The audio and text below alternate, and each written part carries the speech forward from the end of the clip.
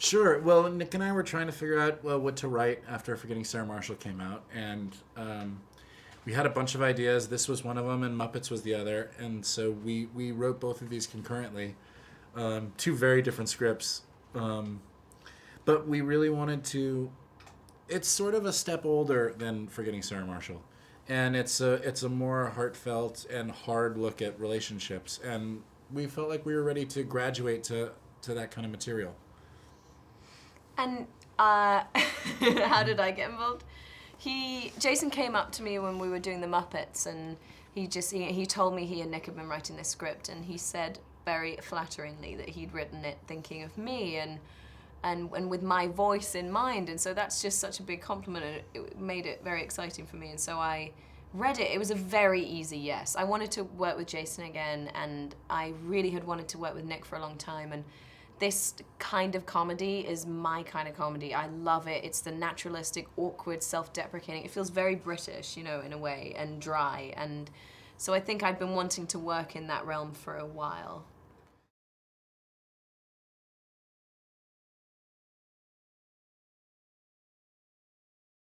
Well, we outlined together, and we really, really painstakingly outline the entire movie. So then we can separate and write on our own. And then we hand stuff back and forth and edit each other's material, and then we finally arrive at something we're both happy with. It's actually a really efficient process that we've found, yeah. Mm. And I think when I read it, what's funny is I think because you guys write so efficiently together, it already felt like a very full, consistent script, and I think what I loved about it was that the female role had as many big comedy set pieces as the guy, and they were very evenly matched, and I think that's what appealed to me in a big way. We knew we wanted Emily. It was written for her. And I was also keenly aware that Emily doesn't need to do this movie. Yeah, I do. No, but I mean, so we wanted to make sure that the part was worthy of what she is capable of. Like, we wanted her to want to do it. Because a romantic comedy is a tricky thing. It's really easy to fail in a romantic comedy. They're predictable. They're very formulaic. And so we wanted to present her with something that turned the genre on its head a little bit. Yeah. And it did.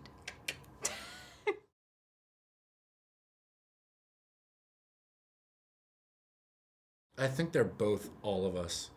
They're facets of who we are. Because Tom goes through a lot of changes in the movie, as does Violet. Tom starts out as Super Tom. He's like the best boyfriend you could hope for, and he agrees to move to Michigan. He's intrepid, and then he slowly loses his identity. And then towards the end, he gets it back again. So I think he's a little bit of all of us. And I think Violet's in an unfulfilled spot at the beginning of the film and leans quite heavily on Tom for support. And then when they move to Michigan, she starts finding some kind of self-fulfillment, and the dynamics shift, and she can see he's becoming increasingly unhappy. And there's that sense of frustration at that, but also desperate to try and enable him to be happy again. And so I think you see how emasculated he feels by her doing well and him suffering. And yeah, I think that she gradually becomes more and more independent, and they become independent from each other, and that's really the problem.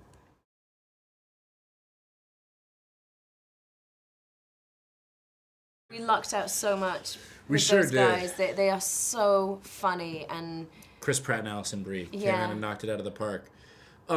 Functionally, like storytelling-wise, I think the point was the two mess-ups in each other's lives are able to pull it together and get married years before us because they have the attitude of, let's just do it. let's see. Let's Yeah. do it and let's see, yeah. And we think that's so irresponsible at the beginning. Yeah. And then we realize that there maybe is some benefit to people who just And kinda, not overthinking anything. Yeah, they go for it. Geniuses. Geniuses. Ludicrously funny. Two little geniuses. Spooky funny, Yeah. the two of them. And they really brought those characters to light, and Yeah. they were incredible.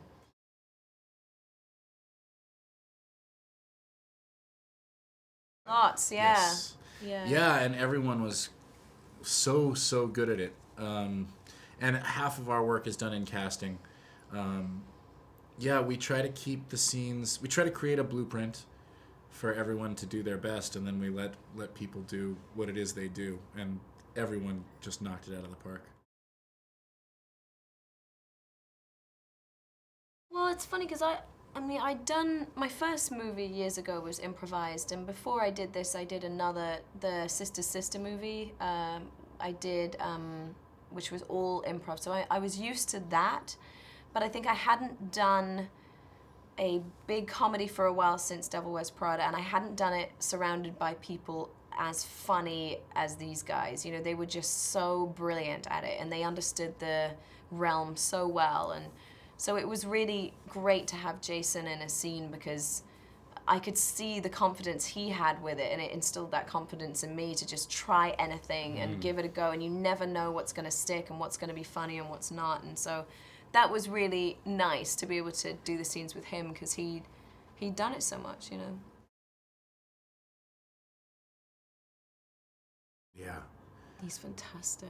He is, and he's one of my best friends in the world. Our relationship on set is pretty unique. We conceptualize this story together, and then he directs it and I act it. And Rodney, our other producer, is a huge part of the team also. He's sitting there pitching, but we definitely feel like a little brain trust.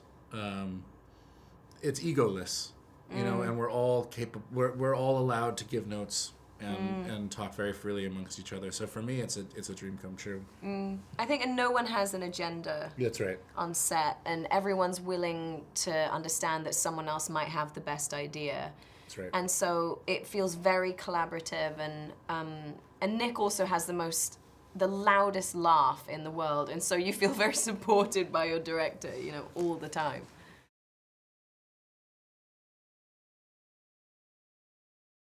I love shooting on location, Me in the too. actual location that the movie takes place in. I don't want to shoot in, you know, Saskatchewan to look like 1920s New York. You know, something about it feels weird. But we were shooting right where the story took place. In College Town. It was so much fun. And then, as a reward, at the end, we got to go shoot in wine country. In Sonoma. That was so beautiful. The engagement party. You We shot that at a scene? It was winery. just so cool. You know who likes shooting at a winery? Jason Segel. This guy. Yeah. Yeah. This guy.